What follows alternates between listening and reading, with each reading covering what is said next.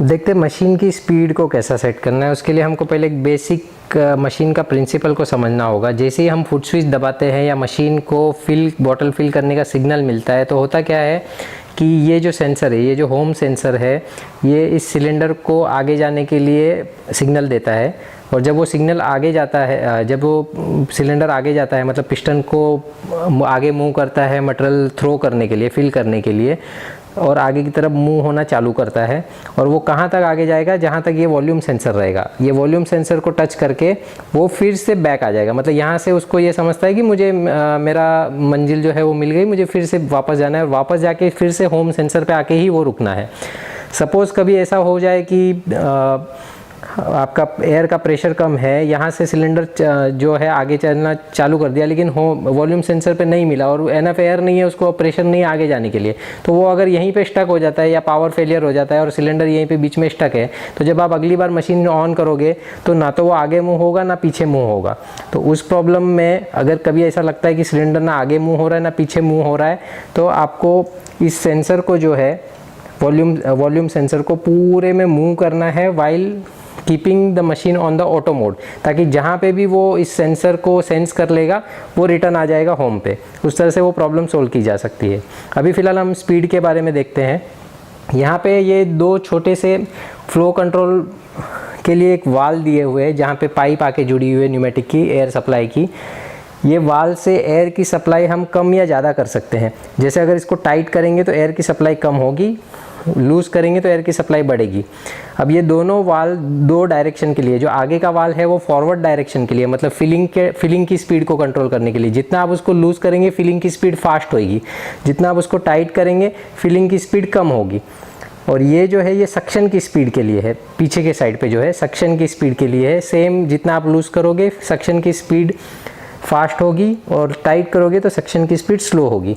तो अब जो आपका जो बॉटल रखने का टाइम है वो कैसे डिसाइड होता है? फिलिंग की स्पीड तो आपको इतनी रखनी है कि आपके बॉटल में प्रोडक्ट आराम से भरे और स्पिलेज ना हो, वो उछल के बाहर नहीं आए। जो बॉटल का शेप है, जो बॉटल का माउथ साइज है, उसके हिसाब से आपको फिलिंग की स्पीड सेट करने की, फिलिंग स्मूथ हो, एकदम पिचकारी की तरह नहीं छोड़ेगी मटेरियल बाहर आ जाए। और उसके बाद जब वो फिलिंग कंप्लीट हो जाती है और जब पिस्टन पीछे मूव करना चालू करता है बैकवर्ड, तो जब यहाँ से वापस वॉल्यूम सेंसर से जब वो होम सेंसर की तरफ जो मूवमेंट का जो टाइम है, वो आपका टाइम इंटरवल है भरी हुई बोतल निकाल के खाली बोतल फिर से लगाने का। तो ये जो टाइम इंटरवल मिलेगा, इसको अगर आपको बढ़ाना है तो मतलब आपको सक्शन की स्पीड को स्लो रखना है। मतलब जब यहाँ पे फिल हो गई, फिलिंग के बाद आप इसको सक्शन को स्लो कर दीजिए तो ये धीरे धीरे जाएगा। लेकिन अगर ये फिलिंग हो गई और आपने सक्शन फास्ट रखा है तो ये फटाक से आ जाएगा, और जैसे ही होम सेंसर पे आया अगला साइकिल फिर से चालू हो जाएगा।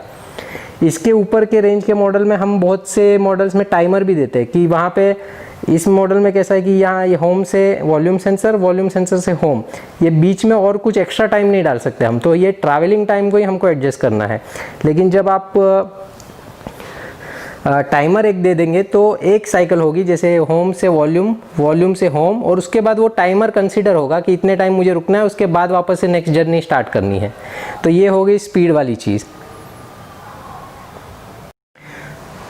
अब अगर मशीन में प्रोडक्ट आपका भरा हुआ है और आपको प्रोडक्ट चेंज करना है, तो उसके दो तरीके हैं। या तो मशीन को चला के नोज़ल के थ्रू प्रोडक्ट को डिस्पेंस कर लीजिए, या अगर आपको डिस्पेंस करने में भी, जैसे ये 300 ml की बॉटल हमने भर रहे थे, तो आप 300 ml कर करके डिस्पेंस करेंगे तो बहुत टाइम लगेगा। तो आप वॉल्यूम को बढ़ा सकते हैं, वॉल्यूम को 1000 ml करके फास्ट ये मटेरियल को डिस्पेंस करा के पूरा हॉपर आप खाली कर सकते हो, दूसरा प्रोडक्ट फिल कर सकते हैं।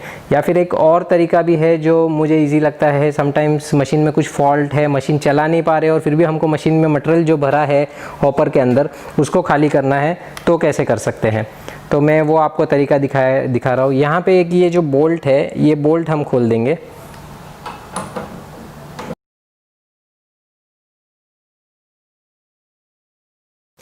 ये बोल्ट हमने यहाँ से अलग कर दिया ताकि ये वाल्व फ्री हो गया है। अब हम यहाँ से टीसी को भी निकाल देते हैं। थोड़ा सा जो नोज़ल में पानी भरा हो या प्रोडक्ट भरा होगा वो निकल सकता है, उससे ज़्यादा नहीं निकलेगा। इसमें 3 वे वॉल्व होता है जो एक टाइम पे किन्हीं दो चीज़ को कनेक्ट करेगा। जब सक्शन होता है तो हॉपर से सिरिंज कनेक्ट होती है, नोज़ल का जो आउटलेट है वो बंद रहता है, और जब मटेरियल थ्रो होता है तो सिरिंज और नोज़ल कनेक्ट होता है, हॉपर का कनेक्शन बंद हो जाता है। बट हम ये खोल के हमको एक और कनेक्शन मिल जाता है। हमने इसको, जो कि मशीन के ऑपरेशन के टाइम पे ये कनेक्शन नहीं जुड़ता है, लेकिन हमने अभी कर रखा है, इसके लिए हमने ये खोला है। और ये मटेरियल निकालने के लिए हम इसको आगे कर देते हैं, तो ये कनेक्ट करता है हॉपर और नोज़ल को, ताकि मटेरियल पूरा हॉपर से सीधा सीधा इसमें निकल जाता है, सिरिंज में नहीं जा रहा है।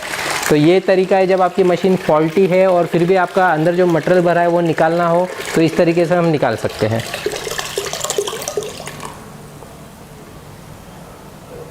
अब ऑलमोस्ट मटेरियल निकल चुका है। थोड़ा बहुत अगर सिरिंज में होगा तो वो आप मशीन को पीछे से थोड़ा सा लिफ्ट करके भी निकाला जा सकता है।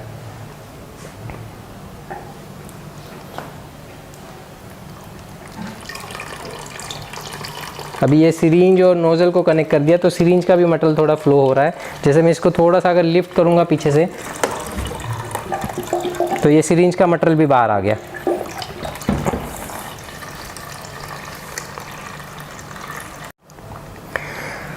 एक बार आपने जब मशीन से मटेरियल निकाल लिया, मशीन से मटेरियल निकालने के बाद अब इसका क्लीनिंग का प्रोसेस देखते हैं। मटेरियल निकालने के जैसे मैं आपको ऑलरेडी 2 तरीके बता सकता हूँ। मशीन चालू है तो डिस्पेंस करके भी निकाल सकते हैं, या फिर वाल का पोजीशन आपने खोल के अपने हिसाब से सेट करके भी निकाल सकते हैं। अब मैं इसके ये तरीके बता रहा हूँ कि किस तरह से आपका क्लीनिंग किया जाता है। पहले हम हॉपर को निकाल लेते हैं। दोनों तरफ ट्राई क्लैम्प दिए हुए हैं, ईजी ओपनिंग है, आपको किसी भी पाने और इसकी ज़रूरत नहीं पड़ती।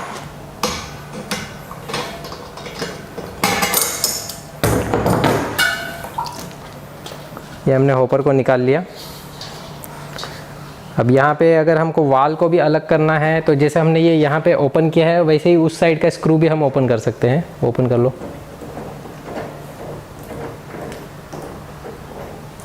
और उसके बाद हम सिरिंज से वाल को अलग कर सकते हैं, ये ट्राई क्लैम्प ओपन करके इस तरह से। ये पूरा वाल हम हाथ में निकाल सकते हैं इस तरह से। ये पिस्टन ऑलरेडी ओपन है। अगर इसको क्लीन करना है पिस्टन को, तो आप पिस्टन को भी निकाल सकते हैं। ये जो प्लेट्स दी हुई है जिसमें पिस्टन फिक्स किया हुआ है सिरिंज, ये प्लेट को आप थोड़ा सा इसको उठा के आप लूज़ करेंगे तो ये सिरिंज भी बाहर आ जाएगी। तो सिरिंज भी अगर आपको लगता है कि निकालना चाहिए, अंदर कुछ रह गया है जो साफ़ नहीं हो रहा है पानी, ऐसे तो आप वाटर जब फ्लश करोगे, गर्म पानी, जब भी आपका प्रोडक्ट फिल करने के बाद आप गर्म पानी डाल के मशीन में फ्लश करते हो तो क्लीनिंग हो जाती है। हाँ, अगर आप कुछ फूड प्रोडक्ट भर रहे हो और आपको डर है कि अंदर हाइजीनिक नहीं रहेगा या कुछ जम जाएगा जो कि आगे जाके आपके फूड में प्रॉब्लम कर सकता है, तो फिर आप पूरा इसको निकाल के क्लीन कर सकते हैं। ये दोनों जब आप लूज़ कर दोगे तो ये पाइप भी बाहर आ जाएगा। और वाल को कैसे क्लीन कर सकते हैं, ये हम अब आपको एक वाल खोल के बताएंगे। ये जो है एक न्यू तरीके का वाल है, इसमें भी कहीं भी बोल्ट नहीं दिया है। हमने कोशिश की है कि जब भी आपको क्लीनिंग करनी पड़े, आपको स्पैनर और जो भी टूल किट है वो कम से कम लगे। तो ये जो वाल है, इसके ये साइड पे अगर हम फोकस करें, ये जो नॉब है इसको रोटेट करेंगे तो ये जो लीवर है ये निकल जाता है और इसका ढक्कन ऐसे ही फ्री हो जाता है। और ये ढक्कन जो है इधर से 2 रॉड से कनेक्टेड है, ये 2 रॉड भी निकल जाते हैं। तो दोनों साइड के कैप जो है ये आपके ओपन हो चुके हैं। और अब वाल को अगर बाहर निकालना है तो इसको थोड़ा सा प्रेशर देके खींच लीजिए इस तरह से। तो ये आपका पूरा आप क्लीन कर सकते हैं और इजी टू असेंबल। इसमें किसी भी पानी की ज़रूरत नहीं पड़ी या स्पैनर की ज़रूरत नहीं पड़ी। इसको असेंबल करने के लिए आपको फिर से इसी तरह अंदर डालना है स्लोली और फिट कर देना है। अब यहाँ पे ये जो है इसका 3 वे वाल है, मतलब इसमें 3 होल है, 1 2 3। ये 3 होल आप देख सकते हैं, 2 आमने सामने और 1 बीच में है। और ये जो फिक्स है इसको आपको डिस्टर्ब नहीं करना है, क्योंकि अगर इसको आप डिस्टर्ब करोगे तो मशीन में जो असेंबली आप जब करोगे साइड सिलेंडर की तो आप कंफ्यूज होगे। अनटिल एंडलेस आपको पूरा कंसेप्ट पता है तो इसको कभी खोलना ही नहीं है, इसको हमेशा इसमें लगे रहने देना है ताकि आपको असेंबली में कोई दिक्कत नहीं आए। अब मैं आपको इस वाल के बारे में थोड़ा सा बता देता हूँ डिटेल में। अब ये होता क्या है, ये जो है इससे कनेक्टेड होता है और इसकी पोजीशन इस तरह से है कि वो कनेक्शन से ही ये 3 वाल का पोजीशन क्या होगा वो डिसाइड होता है। अगर आप इसको डिस्टर्ब कर देते हो तो ये कनेक्शन फिर आपको फिर से इसका कंसेप्ट सोच के सेट करना पड़ेगा, जो हर नॉन टेक्निकल पर्सन के लिए ईजी नहीं है। ये जो 3 वाल है, जब मटेरियल सक करता है मतलब हॉपर से पिस्टन में जाता है, तो वाल का पोजीशन इस तरह से होना चाहिए। हॉपर और ये पिस्टन हॉपर से यहाँ से पिस्टन में जाएगा, और जो ये तीसरा होल है वो नीचे होना चाहिए। नीचे मतलब नीचे कुछ भी नहीं है, पैक है।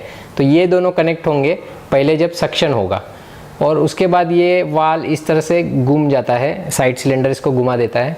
तो ये आमने सामने के जो 2 होल है, सिरिंज से नोज़ल को कनेक्शन होगा, और ये जो है एक्स्ट्रा वाला वो नीचे रहेगा। नीचे कुछ भी नहीं है, बंद है। और ये फिर से जब सक्शन होगा, ये इस तरह से फिर से घूम जाएगा, मतलब सामने की तरफ बंद, नोज़ल से माल नहीं निकलेगा, हॉपर से माल जाएगा सिरिंज में, और जब ये घूम जाएगा सिरिंज से थ्रो करेगा, सिरिंज से नोज़ल की तरफ। नीचे माल, नीचे तो बंद है ऑलरेडी, नीचे नहीं निकलेगा। तो ये वाल की पोजीशन होती है। बहुत बार क्या होता है, आप क्लीन करने के लिए मशीन को ओपन करते हैं और गलती से ये पट्टी खोल देते हैं, उसके बाद आप अपने अंदाज से इसको लगा देते हैं, और वाल की पोजीशन रॉन्ग होती है तो मटेरियल फिलिंग होता ही नहीं है। भले कभी वो सक्शन करता है बट थ्रो नहीं करता है। सपोज आपने रॉन्ग लगा दिया, पहली बार में ऐसा लगा दिया, तो ये सक्शन करेगा, और जब ये घूमेगा तो जब थ्रो करेगा तो आगे तो बंद है, तो थ्रो वापस हॉपर में रिटर्न थ्रो करेगा। या फिर आपने ऐसा लगा दिया, तो जो आप वाल का पोजीशन ऐसा लगा दोगे तो ये सक्शन ही नहीं करेगा, क्योंकि यहाँ पे बंद है। तो ये वाल की पोजीशन बहुत इंपॉर्टेंट है। अब इसको फिर से हम असेंबली कर देते हैं जैसे हमने इसको खोला था। ये बेरिंग बेस्ड वाल है जो एकदम कट टू कट साइज है, और यहाँ पे ये ओरिंग है। अगर ये ओरिंग कट जाती है तो आप न्यू रिप्लेस कर सकते हैं। अब इसको फिर से अंदर डालने के लिए हमको करना कुछ नहीं, बस इसको एकदम सीधे सीधे डालना है। अगर आप इसको थोड़ा भी टेढ़ा डालोगे तो ये फंस सकता है। स्ट्रेट फॉरवर्ड खाली आप इसको ऊपर रख दीजिए और ये अपने आप अंदर चला जाएगा, जस्ट फिंगर प्रेशर से। लेकिन अगर ये टेढ़ा होगा तो बहुत ताकत लगाने पे भी अंदर नहीं जाएगा और वाल पे स्क्रैच आ सकता है।